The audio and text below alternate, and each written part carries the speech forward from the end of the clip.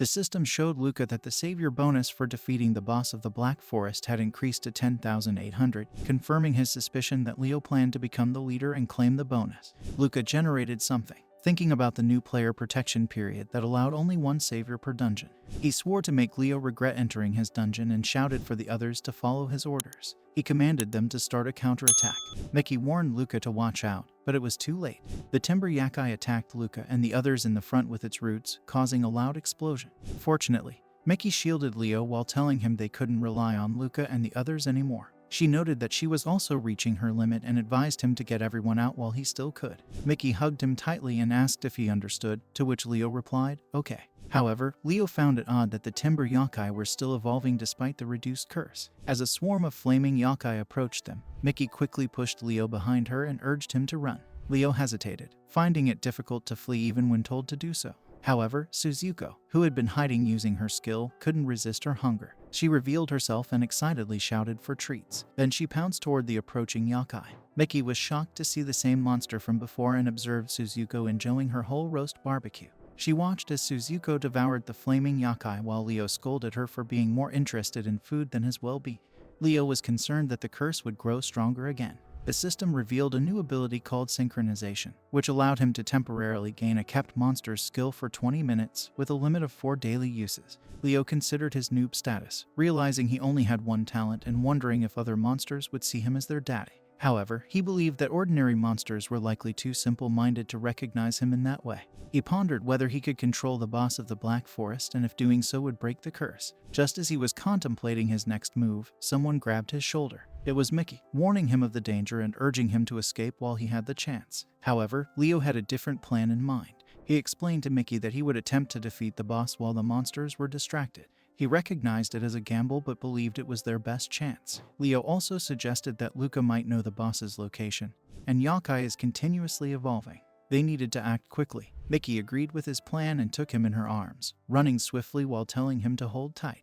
Meanwhile, in Naru City's underground ruins, a sweet monster lady with long hair declared that she had found him, referring to Leo as her daddy. On the other hand, Luca was facing the excited boss and told everyone that with how fast those plants grow and the smell of flowers meant it had to be the boss, making everyone shout that they knew they could count on Luca. But Luca thought, while the timber yakai is focused on down below, he'll slip in, defeat the boss, and clear the dungeon because he cares more about the bonus than that little shrimp, Leo. But suddenly, a few of the people held their heads in pain, making Luca wonder what the heck happened. Then he saw a few people's eyes change green and become monsters, making the insane people panic and ask what was going on and if that wasn't supposed to be a level F dungeon. He told them not to panic, knowing that he had to stay calm, and told them that the difficulty only went up a bit, so they should proceed. One of the men wordly asked him if they even stood a chance and told him they were defeated even against a rank 3 timber yakai. He was angry hearing it and cut off the man's head, wondering how that man dared give orders to the savior and thought that the man was an eyesore. The system showed Luca that he earned the level E job owner NPC subjugation bonus as 13.0 experience point. Also, level E job acquisition is possible, and I asked him if he will acquire the job card. The people were shocked at his action and asked him what he had done. But he thought the bonus for defeating the timber yakai was a measly few hundred. But he got 1-0 for killing one nobody NPC. He knows that he can't subdue the boss and earn his bonus, so he thinks if that is the case, he'll just earn points from all of them. A moment later, Leo was about to ask something to Mickey, but she understood what it was and agreed with him. Then she told him that without a doubt about it, he could see the traces of the battle. Suddenly, someone shouted that Luca was out of his mind, so they should run, making them surprised, and Mickey immediately ran to where the voice was coming from. She was surprised to see a lot of dead people on the ground and Luca holding a dead man in his hand. She called him and shouted, asking him what is he doing, but he just calmly looked at her and told her that she come. He faced her while telling her that she had got it wrong. She furiously reminded him that he promised they'd all clear the dungeon together, but he was killing allies and told him that he have lost it.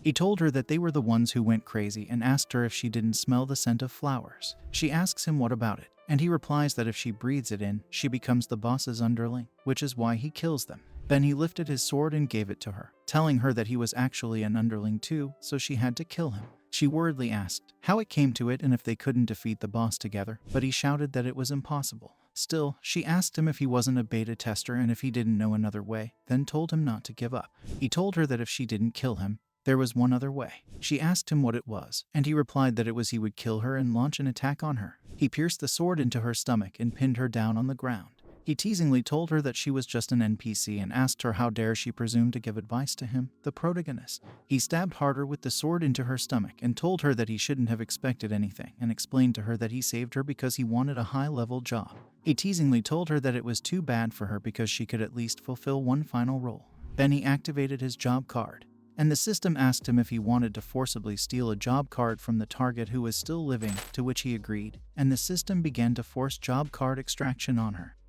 A moment later, he got Mickey's role job and shouted that it was incredible to have a level S job. But then someone called Mickey's name sweetly, telling her to wait up, making Luca surprised and wonder what that voice was. But when he looked back, he just saw Leo asking what is all the fuss about. When Leo saw everything, he asked Luca if he came at a bad time. Luca replied that it was perfect timing and asked him what is it that he wanted. Leo awkwardly asked Luca back what is he talking about. But Luca told him that it was no use playing dumb and that he was a better actor than him. Then Luca teasingly told him not to be so tense, making him notice that Luca was behaving strangely. He felt bad for Mickey but decided to get out of there because he knew that where there's life, there's hope. Suddenly, Luca used his skill while telling him that he was not going anywhere, and he had locked him with his will. He noticed that it was a physical manifestation, the precursor to an awakened job, making him wonder how, knowing that Luca doesn't have a job. Luca told him that he thought for sure he was aiming to usurp his position, but to think he wouldn't spare a glance for Mickey's level S ability. He was stupid. He wondered what Luca was going on about and was surprised to hear that Mickey's level is S because it was news to him. Luca told him that the reason the dungeon changed was because both of them were time-slipped called saviors and asked him if he increased the difficulty. He was surprised to hear that Luca's a time-slipper, and he knows that there are all kinds of time-slippers, weirdos who save people just for fun, and brutes who kill people virtuously. Heroes who sacrifice themselves for others, loonies who take pleasure in the dungeons, and freakish players who are essentially calamities. Their abilities are full of unknowns, and if Luca is one, then it all fits. Luca asked him what his objective status was and if it was business or perhaps a clear bonus. But he knew that Luca would kill him eventually, so he needed to buy time until Suzuko caught up. He put his hand on his head and told Luca that he was surprised he saw through him. Then he told Luca that he was right because it was all his doing. Luca replied that now they were talking, and he told Luca that he snuck into another savior's dungeon when it opened, causing the difficulty to change, as well as the value of the bonus. Luca told him that he must be pretty pleased that his plan was going well, making him smile, thinking that Luca believed everything he was saying, so he planned to act the part thoroughly. Then he laughed and asked Luca if shouldn't he be thanking him because thanks to him, that dungeon was even more thrilling. Luca agreed that it was intriguing and that the bonus had changed already, but he just smiled, thinking that Luca was a moron. Suddenly, Mickey furiously called Leo and asked him if he was in it together. Then she told them that they were both insane. Luca kicked Mickey's face and furiously told her to shut her mouth. But Leo was frustrated that even Mickey took him seriously. Luca obtained a level S Juris job card, and he was amazed at the power of a job.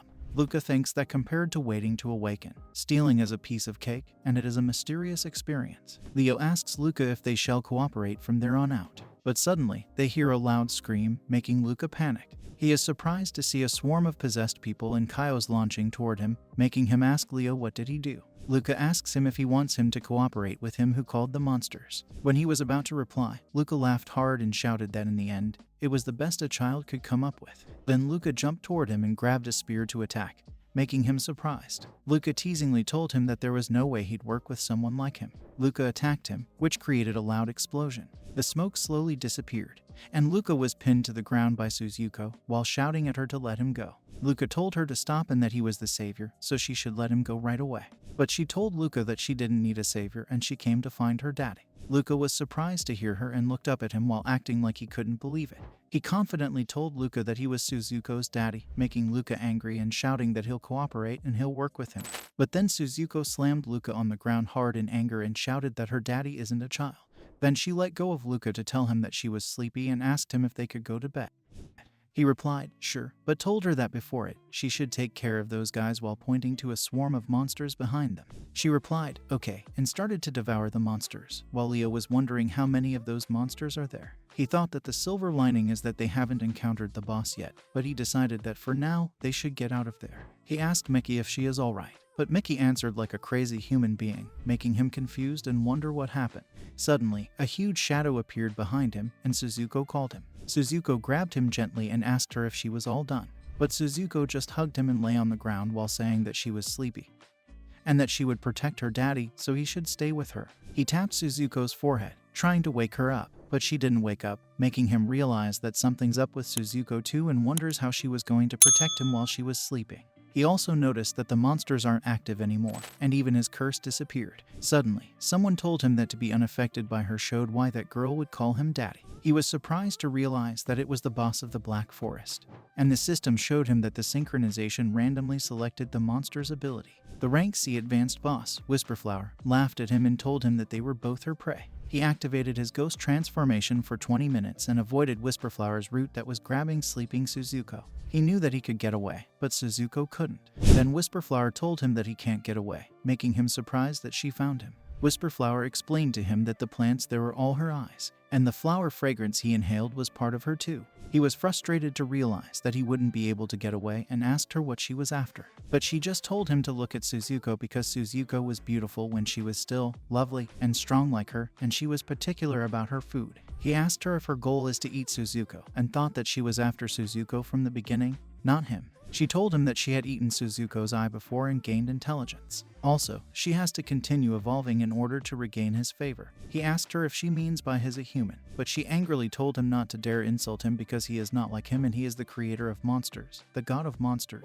So he, who only keeps a monster, is just an imposter. He wondered what she meant by imposter and was surprised that she even knew he was a keeper. Whisperflower told him that Suzuko is his daughter, and yet Suzuko calls him daddy, and he even grants her power. Then she laughed while telling him that she couldn't believe he manipulated a monster and asked him if he wanted to mimic him. He told her that the reason he was made to keep monsters was for her food and asked her why didn't she just say so. She smiled and told him that as she expected, he was clever, and if he became her slave, he won't have to die. He laughingly told her that it was a nice offer. And then he raised one of his fingers and told her that he refused. Whisperflower laughs at him and attacks him, telling him that he has no say in the matter. We came to the end of this video. Thanks for watching. If you liked this video, please hit like and subscribe for more. Comment your thoughts below. I'd love to hear from you. Don't forget to turn on notifications to catch the next part. Your support means everything. See you in the next one.